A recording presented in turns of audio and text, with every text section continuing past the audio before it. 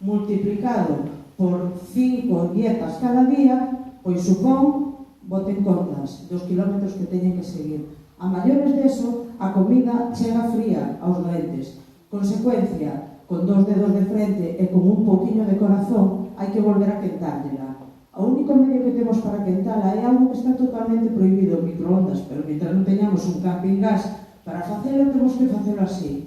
Temos un hospital sideral, efectivamente, un hospital sideral. Eu agradeceríalle que se limitara os robos, por favor, que tal cual vostede incluso solicitou no seu propio escrito, por favor, non, o digo por unha cuestión dos 3 minutos, por favor. Entonces, pídolle que se centre no que son os robos para poder dar traslado a esos robos. Muchísimas gracias. Por favor, temos, mire, estamos, por favor, non cree vostede alarma, señora Piñeiro, por favor.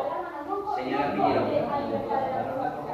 vai vostede facer que se suspenda isto. Estamos fora do pleno, señora Piñeiro. Estamos fora do pleno. E ela mesma solicitou el robo. Por favor, un pouquinho de educación, señora Piñeira. Señora Piñeiro, un pouquinho de educación, por favor, a esta alcaldía. A educación é o que se presupón, en primeiro lugar, a un concelleiro que ademais o solicita semana tras semana cando acercan de outros lados, por favor. Un pouco de educación. É o único que lle pido, é o mínimo que nos demanda a cidadanía. Por favor, siga vostede, por favor, os robos. Pego-lle que se hace. Vale, por favor. Vale.